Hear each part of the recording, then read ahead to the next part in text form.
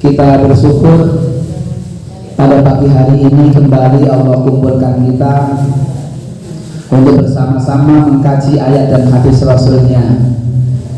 Mudah-mudahan apa yang kita kaji pagi hari ini membawa manfaat untuk kehidupan kita, baik kehidupan di dunia ini maupun di akhirat nanti.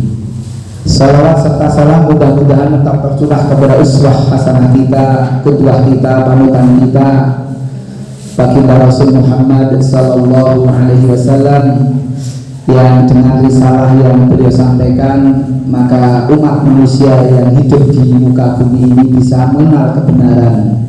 Sebagian mereka bisa membedakan mana yang hak dan mana yang batil, mana yang diperintah dan mana yang dilarang.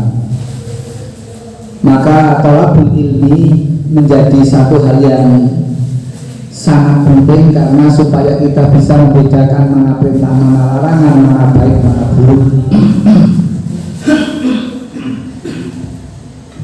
Bahkan perkataan salah satu dari a'immah al-arba'ah, 4 mazhab yang kita kenal itu, salah satu dari beliau pernah mengatakan bahwa kebutuhan kita terhadap ilmu itu lebih kita butuhkan daripada kebutuhan kita terhadap makan dan minum. Makan dan minum itu cukup sekali, 2 kali atau 3 kali sudah kenyang gitu. Tapi untuk kebutuhan ilmu adalah kebutuhan yang tidak ada batas. Dalam desahan nafas kita, dalam gerak langkah kita, dalam perkataan dan perbuatan kita, itu semuanya butuh ilmu. Untuk itulah setan itu mengupayakan agar manusia tidak menambah ilmu, karena pintu tol masuk neraka adalah kebodohan. Jalan tanpa ada penghalang, jalan lancar tanpa ada gangguan, hambatan, rintangan adalah kebodohan untuk masuk ke dalam nerakanya Allah. Gitu. Demikianlah kita pahami bahwa kita sudah bercita-cita masuk surga saja belum tentu. Gitu. Tapi kalau untuk neraka itu tidak usah bercita-cita. Untuk masuk neraka tidak usah bercita-cita, asal tidak tahu kebenaran aja tidak masuk neraka itu. Begitu. Kenapa? Karena risalah sudah sampai. Risalah Rasul sudah sampai, sehingga baginda Rasul di akhir sebelum beliau itu sampai mengangkat tangan beliau ketika menanyakan kepada para sahabat seluruh ilmu apakah sudah kami sampaikan gitu. Maka para sahabat matur qad balagta wa nasohta gitu. Ini pernah ketika Rasul menjelang sedonya, kekhawatirannya adalah adanya ilmu yang belum beliau sampaikan kepada umat, karena itu menjadi masalah gitu kan. Maka ketika beliau kemudian menyampaikan kepada para sahabat dan para sahabat menjawab qad balagta wa nasohta, telah engkau sampaikan dan telah engkau nasihatkan. Setelah itu Rasul kemudian mengangkat tangan beliau menghadap mendongak ke langit dengan mengatakan Allahumma shhad gitu. Allahumma shhad, ya Allah saksikanlah, ya Allah saksikanlah. Apa yang dimaksud saksikanlah? Yaitu tentang jawaban dari umat, jawaban dari para sahabat bahwa ilmu sudah disampaikan, nasihat sudah disampaikan. Maka Rasul dengan tenang, dengan nyaman ketika itu menghadap Allah Subhanahu wa taala, karena tugas dakwah sudah selesai.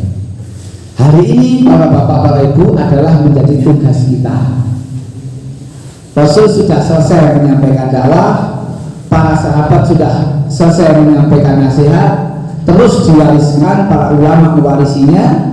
Maka al-ulama warasatul anbiya'i itu para pewaris para nabi, sehingga kita pun menjadi punya kewajiban yang sama untuk terus menyampaikan Al-Quran dan As-Sunnah. dengan kekuatan masing-masing yang mungkin berbeda-beda, tapi kewajibannya sama. Setiap pundak kita, alhamdulillah, iya. Setiap di pundak kita ada tugas dakwah. Hanya saja kemampuan kita berbeda-beda. Itu kemampuan kita berbeda-beda, tidak sama. Nah, kita senang kalau nanti setiap ada kegiatan-kegiatan dakwah, kegiatan ngaji. Kenapa? Ngaji inilah yang sebetulnya nanti akan mengingatkan akan kekekalan akhirat dan fananya dunia. Ketika orang tidak diberi siraman rohani, rohnya tidak diberi nasihat, tidak diberi makanan, maka yang dikejar adalah dunia. Maka berlakulah apa yang disebutkan Nabi, abghadul indallah, orang yang paling dibenci di sisi Allah, gitu. Jadi orang yang paling dibenci di sisi Allah adalah orang yang alimun bid dunya wa jahilun anil akhirah. Orang yang paling dibenci Allah itu orang yang alim urus dunia. Orang yang alim urus dunia tapi bodoh urusan akhirat. Ini sangat banyak.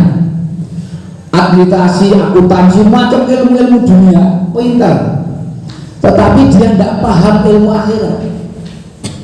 Abghadul rijal indallah, akhirnya begitu Rasulullah itu.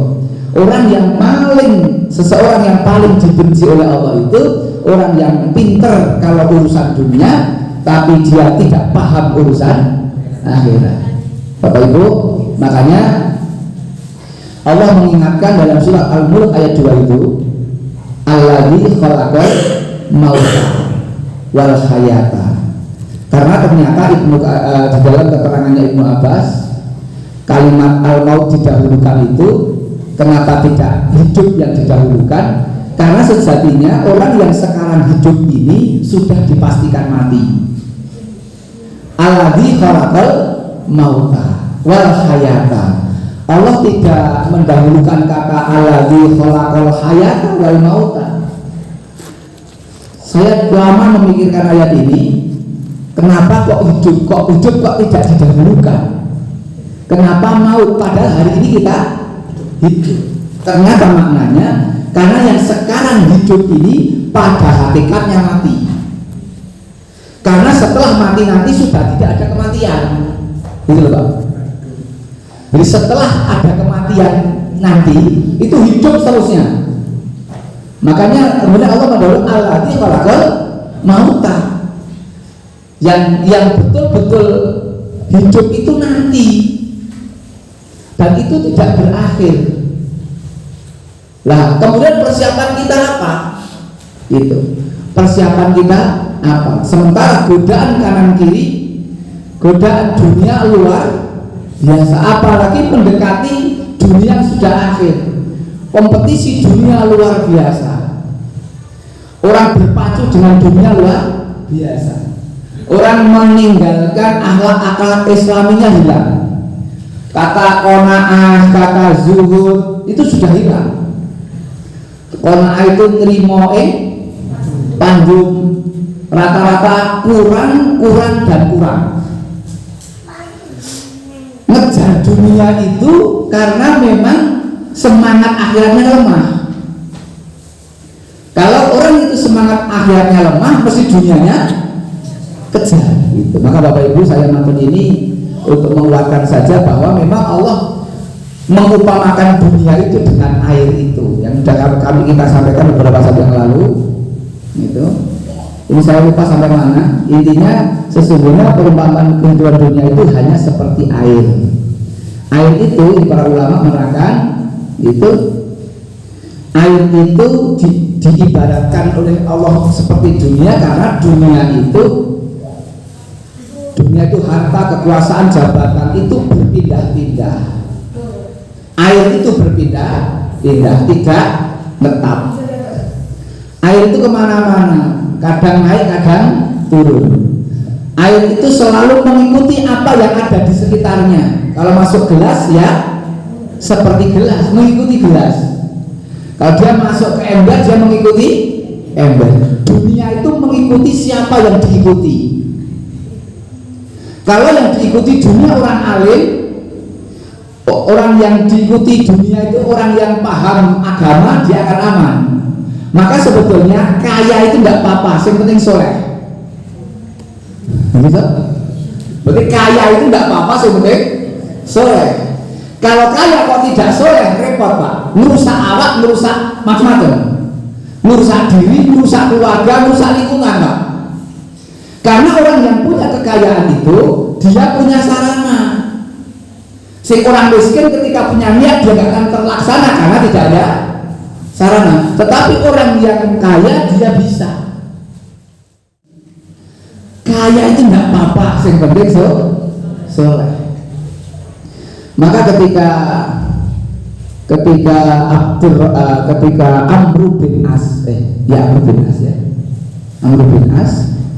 ketika Amr bin As kemudian didhawuh oleh Nabi untuk memimpin perang Zatus Salasil, gitu, beliau dulu baru 4 bulan masuk Islam. Beliau itu baru 4 bulan masuk Islam. Tapi Rasul sudah paham kualitas Amr bin As. Waalaikumsalam. Kualitas Amr bin As, bagaimana kepribadian, bagaimana kekuatan semangat, hero dan sebagainya, Rasul paham. Maka Rasul langsung panggil beliau, kemudian beliau amanati untuk menjadi pemimpin di panglima perang di Zatus Salasil. Panggilannya datang, setelah itu kau kembali sana. Ketika datang justru kembali, ya, kembali sudah ambil pakaian perang, baju perang, senjata, balik lagi ke hadapan Rasulullah, langsung didaulat jadi panglima perang. Ketika itu langsung menghindar itu Abu bin As, saya tidak sanggup. Gitu. Nah ini, jadi alasan beliau, saya baru saja masuk Islam, saya juga masuk Islam bukan karena ingin jadi panglima. Nah, gitu. Sekarang panglima jabatan politik ya. Gitu. Beda. Ini karena kesolehan seseorang diangkat dari panglima kalau Rasulullah dulu. Jadi sekarang ini beda jauh sekali karena memang dunia yang dikejar Pak. Ketika itu boleh beralasan saya tidak sanggup. Saya pun tidak karena ini saya ingin masuk Islam karena saya lihat kebenaran ada di Islam ini. Apa kata Rasul ketika itu kepada Amr bin As? Nikmal malus soleh li abdin soleh. Itu kata-kata Rasul hadis. Jadi harta itu, nikmat harta itu, nikmal malus soleh, nikmat harta itu akan menjadi istimewa kalau di tangan orang yang soleh. Itu harta itu akan menjadi istimewa kalau di tangan orang yang soleh. Betul kata Nabi itu. Maka ketika itu beliau tidak bisa menghindar, tetap jadi panglima perang Zatus Salasil dan seterusnya, sampai kemudian Rasul sedo, sampai kemudian Abu Bakar memimpin kemudian sedo, sampai kemudian Umar bin Khattab memimpin waktu itu. Dan qadarullah Makkah Madinah menghadapi paceklik, menghadapi apa namanya paceklik Pak? Ngenes kahanan. Paceklik ini pailan jawabannya Pak ya.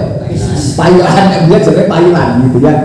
Lah kondisi Makkah Madinah sangat kurang dari urusan makanan, maka Umar bin Khattab mengirimkan surat Amr bin As yang sudah jadi gubernur di Mesir. Dan Mesir itu subur gitu. Menerangkan tentang kondisi Makkah Madinah, langsung beliau Amr bin As mengirimkan 1000 unta berikut dengan badoi itu komoditinya apa namanya, dengan produk-produk di atas unta itu. 1000 unta jalur darat. Nah sekarang ya mungkin ada minyak, ada sembako lah ya, kirim ke Mekah. Pak itu aja masih, kemudian nanti akan saya coba lewat jalur laut merah itu, dari Sungai Nil bisa masuk ke Laut Merah, itu bisa 20 kapal beliau kirimkan Amr bin As dengan semua produk yang ada di dalam perahu itu. Masya Allah, ini nikmal malu soleh li abdin soleh. Itu Bapak Ibu, sekarang yang dikejar bukan kesolehannya tapi kekayaannya, maka rusak. Maka yang terjadi adalah kerusakan. Yang berkuasa ya gitu, dengan hartanya dia gunakan untuk menekan. Sing ora iso dilobi injek. Ini kan keadaan kita. Sing tidak bisa dilobi injak. Kayak gitu Pak. Nek enggak yo dilobi dijeglongke. Kasih proyek kena.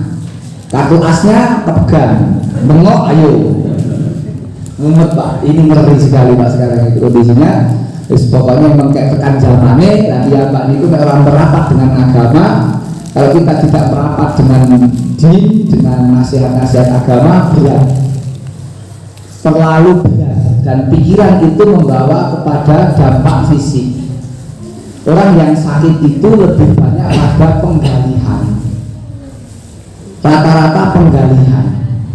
Kalau makanan itu dampaknya tidak begitu sebetulnya, lebih berat pikiran, penggalian.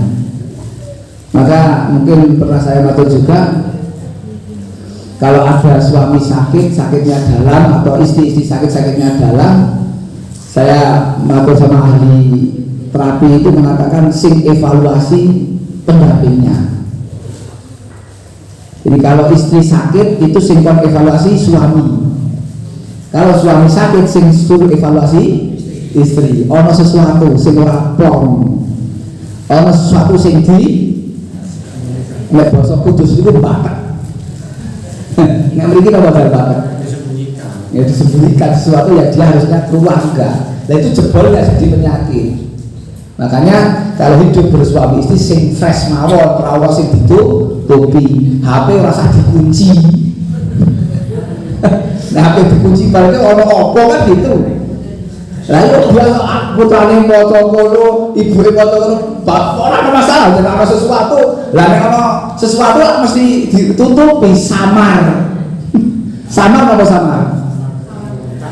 Takut. Iya, kalau saya kan gitu. Lalu kalau itu malah batak, lah batak itu penyakit, gitu. Maka Bapak Ibu dari mana ya? Dari ketenangan hati, ketamanan hati begitu. Lah beginilah Bapak sekalian, ini sudah pernah kita kaji, jadi saya sampaikan untuk mengulang, menasihatkan kepada kita. Inilah nikmat harta yang soleh luar biasa pada harta yang soleh, gitu. Dan ini perkataan Amr bin As. Gitu. Air itu, tambahkan sedikit, air itu kalau banyak berbahaya, kalau sedikit malah mencukupi, kita gitu. Dunia itu nek akeh bahayani, gitu. Dunia itu nek akeh bahayani, nek sithik malah berkahi kadang. Air kalau banyak malah jadi banjir perkara. Nek sithik malah cukup. Makanya yo nek golek nek nyari dunia aja nemen-nemen, nek akeh malah gumoh. Mutah-mutah. Lah banyak yang mutah-mutah. Akhirnya ya nabrak-nabrak aturan. Gitu. Karena memang dia tidak tahu batas. Fitnahnya juga Bapak Ibu di sini sebutkan, dunia itu fitnah. Artinya kita ini kalau sudah kena air ya basah.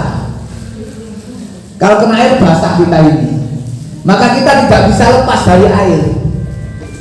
Kita tidak lepas dari dunia. Maka kadang kita cinta dunia, eman dengan dunia. Itu. Ini karena fitnah dunia. Jadi dunia ini sangat-sangat ad-dunya khulwah khadrah. Dunia ini manis, hijau loyo-loyo. Digambarkan oleh hadis itu hijau. Memang hijau itu menyenangkan. Hijau itu. Kenapa kok tidak merah? Kenapa kok tidak kuning? Ini hijau. Hijau itu gambaran surga pun nanti warna hijau. Itu. Sing meletus juga balon hijau. Kok nangkep begini? Sing meletus juga balon hijau itu. Sing ya Islam itu identik, sing dikuyo-kuyo ya hijau Islam, wis to, ngomong. Semua melucut kepada, kalau Islam itu bukan agama lain, sudah hancur Pak. Kalau Islam itu bukan agama langit dihancur, dikuyok-kuyok kanan kiri lor kidul, dihancurkan dari berbagai macam arah, tetap kuat. Karena ini agama langit. Malah sekarang di barat, di Eropa, di berbagai macam negara banyak yang masuk Islam. Malah sing orang Islam mayoritas malah do Indonesia ini banyak sekarang do pindah. Ya saya Islam kayak sini, gitu. Kayak sini saya Islam, tapi walau alam gitu. Bagaimana agama mereka? Banyak ilmu-ilmu yang tidak diketahui. Ada apa namanya? Dulu ada buku ya, kafir tanpa sadar. Itu dulu. Ada juga murtad tanpa sadar. Kan banyak yang nggak tahu. Dia ngertinya masih Islam dan seterusnya. Selanjutnya, Ali bin Abi Thalib radhiyallahu anhu memberi nasihat. Dunia itu sebuah negeri, awalnya fana, melelahkan, dan akhirnya kehancuran. Ya gitu. Awalnya fana, ya, melelahkan, akhirnya kehancuran. Karena dunia tetap akan hancur. Bahkan sebelum manusia hancur pun kadang sudah hancur. Apalagi sekarang banyak sekali gempa. Ini mungkin orangnya masih hidup, dunianya sudah hancur. Leng lumpuh akil, leng badan macam-macam habis. Sudah habis tenaga, pikiran, biaya, hancur. Itu dunia. Halalnya dihisab dan haramnya diadab. Ini dunia. Halalnya dihisab, haramnya diadab. Maka orang yang bertakwa itu orang yang dia tidak akan kena siksa dan tidak akan kena periksa. Nanti gitu. Dia tidak akan ada hisab dan tidak ada adab. Makanya amal-amal soleh manusia itu diarahkan untuk menjadi manusia bertakwa. Semua merujuk kepada ketakwaan. Maka Allah membedakan iman dan takwa. Sehingga Allah dalam firman-Nya, ya ayyuhalladzina amanu ittaqullah. Walau anna ahlal qura amanu wattaqau, gitu. Karena memang iman dan takwa itu tidak sama. Orang yang bertakwa sudah beriman, orang yang beriman belum tentu bertakwa. Apalagi kafir. Makanya pembagiannya kafir kekal di neraka, iman itu masuk neraka tidak kekal, kalau takwa dia tanpa masuk neraka. Itu takwa. Maka orang yang bertakwa inilah yang disebut oleh Allah wasiqal ladzina taqaw rabbahum ilal jannati zumaro. Langsung ditimbali Allah dengan kata takwanya, wasiqal ladzina taqaw. Orang yang bertakwa ini masuk surga tanpa siksa dan tanpa diperiksa, tanpa adab, tanpa dihisab. Maka puasa dikerjakanlah ala kum tatakun. Itu. Maka orang yang mengerjakan, yang percaya kepada yang gaib, itu orang yang tatakun.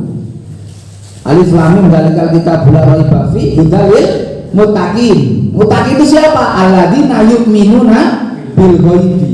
Orang yang bertakwa itu orang yang percaya sama yang gaib. Dia tahu dosa, dia tahu neraka, dia tahu pahala, dia tahu surga. Walaupun itu baik. Justru orang yang bertakwa, orang yang beriman bertakwa itu dia berterima kasih, matur suwun. Kenapa? Karena pahala itu untungnya bagian akhirat. Seandainya pahala itu diberikan di dunia, sungguh repot kita lihat madai. Anggap bagi ibadah madai pahala itu. Sholat 5 waktu omai kebak itu. Sholat 5 waktu oleh ganjaran. Pakai jangankan yang wajib, kayak sunate wae. Khairun minad dunya wa ma fiha. 2 rakaat sebelum subuh itu lebih baik daripada dunia diisinya dan dunia dan isinya. Lah nek armada Alphard itu tak kecil loh. Dunia isinya loh. Lah nek Fortuner apa? Pajero dan sebagainya kan nek kalau dunia yang sepele kok itu lebih baik daripada dunia. Jadi iso salat orang rakaat sak durunge subuh kuwi luwih becik tinimbang Fortuner kuwi lho. Sing dikenal di sini. Begitu kan paling kok di sini Alphard Pak ya. wilayah kita. Lah ya kan, kok kenapa tidak berpacu untuk itu? Seandainya diberikan di dunia wujudnya esok oleh Innova kok gak repot ini. Orang parkiran. Malah doa sholat subuh, harus apa boleh? Itulah ya Allah. Kalau makanya begini, yang namanya sesuatu yang sudah tidak masuk akal gitu, maka dengan iman. Akhirat itu tidak usah nyandak mikir nganggo iman, gitu. Karena usahanya ada urusan swarga neraka dimasukkan akal aneh, mau kenikmatannya aja sulit hayal kok. Mala ainun ro'at wala udunun sami'at wala khabar ala qalbi bashar. Belum tahu diperisani moto, belum pernah didengar oleh telinga, belum pernah terdetik kenikmatan itu di dalam hati. Itu kenikmatan itu yang apa? Ini supaya manusia nyantel, ya ada diterangkan oleh Rasul. Ada diterangkan, ada ada jeruk, ada buah-buahan. Orang-orang yang makan itu dia akan cerita, ini kaya dia jeruk, dia kulit ning dunya gitu. Oke, anggur kaya dia kulit ning dunya gitu. Itu belum dimakan, ning wajah casingnya sama. Setelah kemudian mereka makan, mereka kaget loh, rasanya orang kode nggak sama. Itulah yang disebut tadi, supaya akal ini masih rada nyanda pahala surga itu. Ada jeruk digambarkan ada pisang ada dan sebagainya, tetapi rasanya tidak sama gitu. Siapa yang berkecukupan akan terkena fitnahnya, dan siapa yang kekurangan akan sedih. Ini dunia wak fitnah betul. Nek akeh yo ono fitnah, nek sithik yo umur. Di duit akeh yo umur, ora di duit tambah umur. Ngono. Oh, dunia ini fitnah betul Pak. Ya Allah ya Rabb. Mau piyambak wis kadung urip ning. Ora iso mundur, hadapi. Maka rahman dan rahimnya Allah gitu, kita ini diberi petunjuk cara menghadapi dunia. Maka ada buku judulnya Fikih Dunia. Terus bisa bawa buahnya itu Fikih Dunia itu. Karena ada cetakan yang lama, tidak ada banyak yang mengkonsumsi, akhirnya oleh redaksi penerbit diminta untuk disebarkan. Wah, namanya Fikih Dunia. Jadi ada fikih wudu, fikih sholat, fikih haji umroh, ya fikih. Nah yang belum dikaji malah fikih dunia. Fikih itu memahami dunia gitu. Maka yang dijadikan orang-orang itu nggak paham dunia, ya dunia jadi target sasarannya. Dunia akan segera pergi dan akhirat segera datang. Setiap dunia dan akhirat punya anak-anak, maka jadikanlah anak-anak akhirat dan jangan menjadikan anak-anak dunia. Karena hari ini hari beramal dan tidak ada hisab, sedangkan besok hari hanya ada hisab, sudah tidak ada amal. Dunia ini adalah darul amal, besok akhirat darul hisab atau mizan. Jadi di sini ini dunia ini sekarang nggak usah hitung pahala kita. Sholat kita kerjakan, wajib kita kerjakan, sunat kita kerjakan. Ojo jok muni nek wis ora oke jemarem. Yo lebare uga. Karena menghisapnya nanti, sekarang beramal. Semua kekuatan yang ada pada kita ini jadi amal. Harta kita besok jadi amal, kekuasaan, jabatan, tanda tangan, wewenang jadi amal. Armada kita jadi amal, kendaraan kita jadi amal.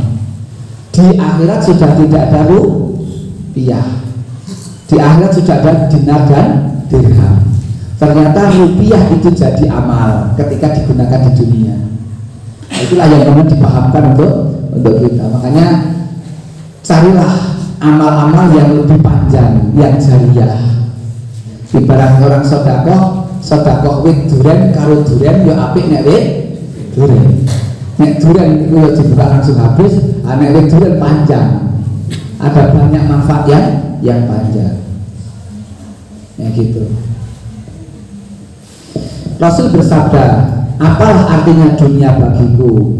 Apa urusanku dengan dunia? Sesungguhnya perumpamaanku dan perumpamaan dunia ini ialah seperti pengendara yang berteduh di bawah pohon. Ia istirahat sesaat, kemudian meninggalkannya. Ini peristiwa ketika Umar bin Khattab melihat Rasulullah bangun sari injang atau sari afaf itu dalam riwayatnya itu ada bekas di pipi beliau itu tikar itu. Jadi ada apa namanya? Nempel itu. Umar kan, ini Rasul kan raja, presiden, panglima, nabi, bahasanya Umar. Karena beliau melihat bagaimana raja Kisra, Persia, Romawi, dan pokoknya ngono. Bahkan raja itu kalau bertemu dengan rakyat itu ada jarak. Versi Romawi itu, karena dia mau disentuh oleh rakyatnya. Ada papanya saja berbeda tempatnya itu. Dari sana mungkin anunya ya orang nggak mendekat, nggak bersentuhan. Itu dulu begitu. Jarak antar manusia dengan manusia itu tidak ada inna akramakum indallahi atqakum, tidak ada. Jadi batasnya itu sangat.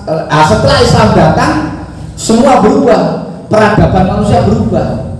Lah Rasul itu ketika kondisi bangun sari aja seperti itu, kok jauh sekali dengan raja-raja di sana, di Romawi, di Persia gitu. Maka kemudian Umar bin Khattab menawarkan yo apa namanya, tempat tidur sing apik loh.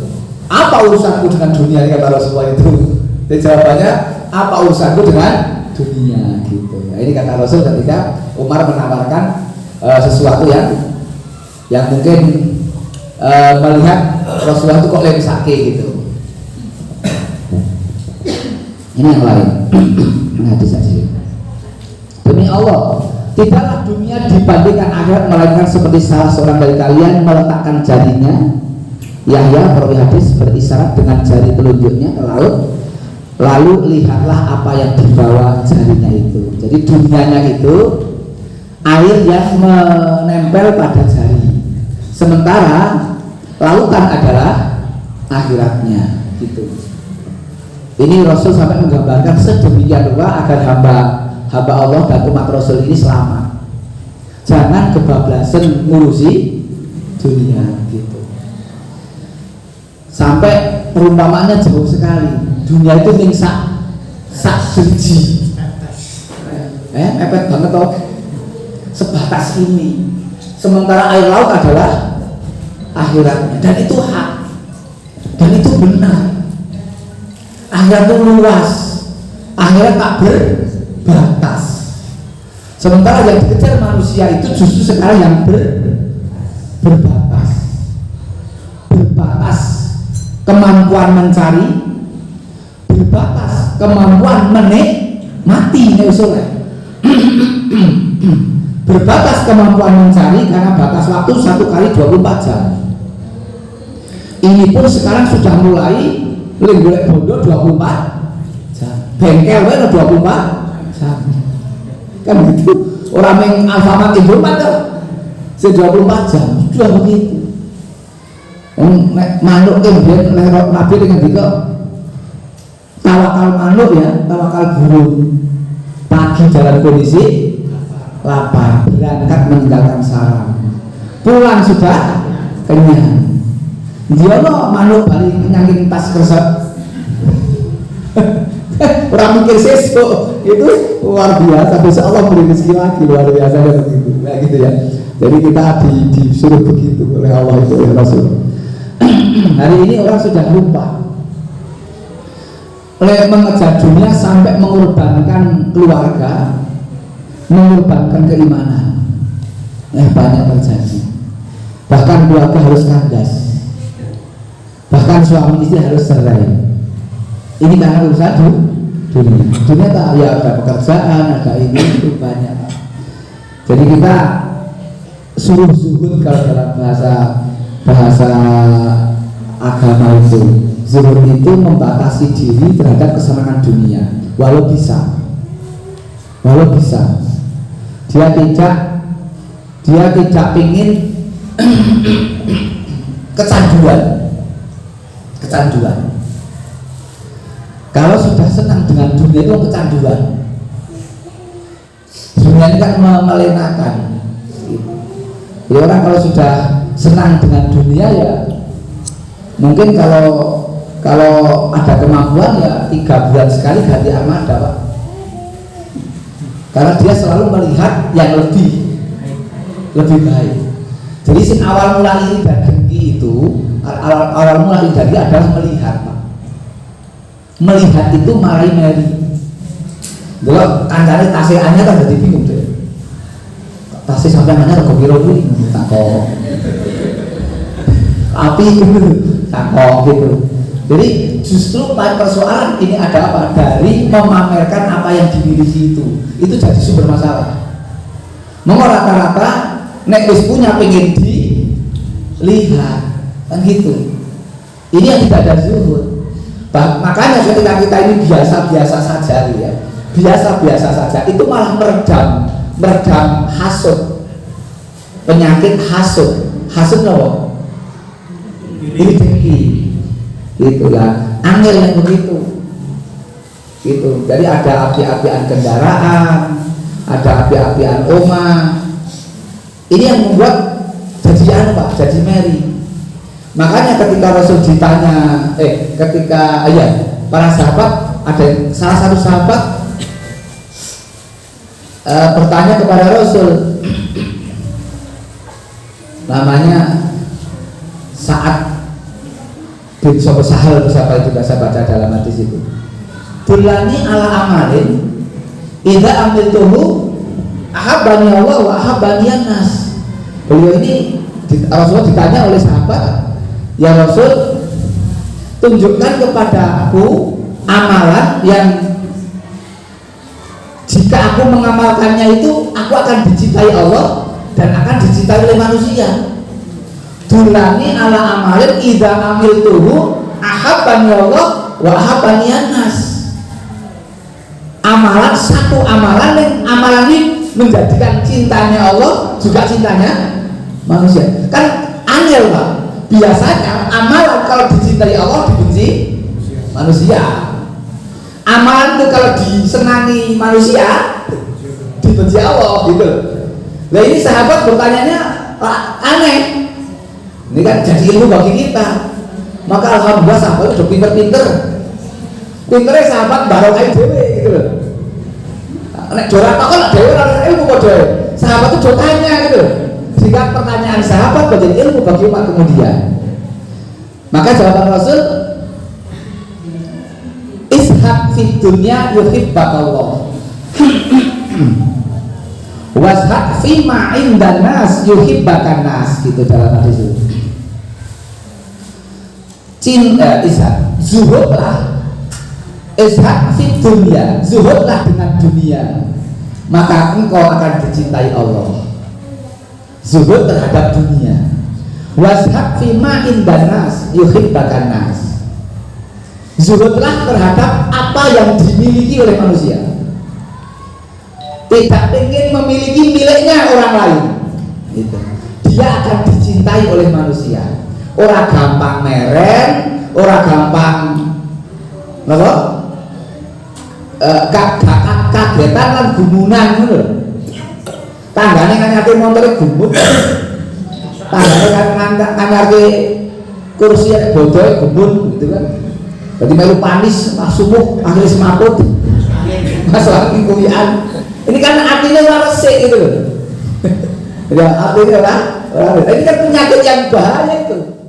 Tapi tidak hati-hati mesti melu kenal. Makanya jangan yang berpikir itu, Pak. Ishab fid dunya.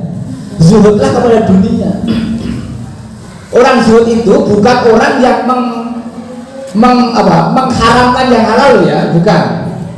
Zuhud itu bukan mengharamkan yang halal. Kalau orang lain pakai armada bagus, rumahnya bagus, boleh saja, itu nggak dilarang. Tapi dia bisa, tapi dia tidak. Dia itu bisa kalau rumah api, dia bisa punya armada api, tapi dia membatasi sampai di situ saja gitu loh. Karena dia tidak pengen kecondongannya selalu ke sana. Nanti nek sudah begitu ganti meneh. dan pengen berhenti zuhud itu sampai di tingkat itu. Dia mencukupkan diri menikmati dunia di strata itu, tidak naikkan lagi. Lah begitu. Dan kemudian terus ya betul. Dia tidak akan pernah ada puasnya karena dunia ini memang melenakan, membuat orang ketungkul. Buktinya apa? Buktinya kita ini bekerja berjam-jam kuat untuk ngurusi badan, tapi ngaji 1 jam rasanya suwi. Gitu, terus banget nih. Sholat berdiri itu nggak lama nggak kuat. Padahal ada kecil-kecil kuat. Mancing ngaduk pinggir kali itu kuat berjam-jam. Nih sholat 5 menit rasanya suruh. Inilah penyakit. Kenapa begitu? Masuk ini kok saya mancing kesepel esok kan sore kuat kok kuat ya? Saya heran saya itu kemarin itu pulang malam ya, pulang malam sing mancing di sini kono malam lulusan saya mangkate kobra subuh ini saya mancing di kono kuat loh. Iya Allah ya Allah. Kan sekarang itu dan pulau Tangan Pak itu ya, mau masuk ke kampung saya itu ada karet yang sekarang dibentuk gawe mancing. Bahkan ada yang ngebosi ngono. Itu jadi itu memulai di situ. Itu saya mangkat pulang ngaji malam, besok pagi sebelum kuat masih di situ lah. Kuat sekali. Ini orang tangan lembut. Apa malah tangan lembut? Kok kuat ya astagfirullahaladzim. Kira cara kon ngadeg 5 mereka aja sholat la usah usuk. Kenapa yang itu yang akhir berat sekali? Padahal di akhir itu luas lautan itu. Akhir itu lautannya, dunianya sehari gitu loh Pak, bagus sekali. Ini lagi. Ya sebentar lagi deh. Ad-dunya sijnul mu'min wa jannatul kafir. Rasul bersabda di Muslim, dunia adalah penjara bagi orang beriman dan surga bagi orang kafir.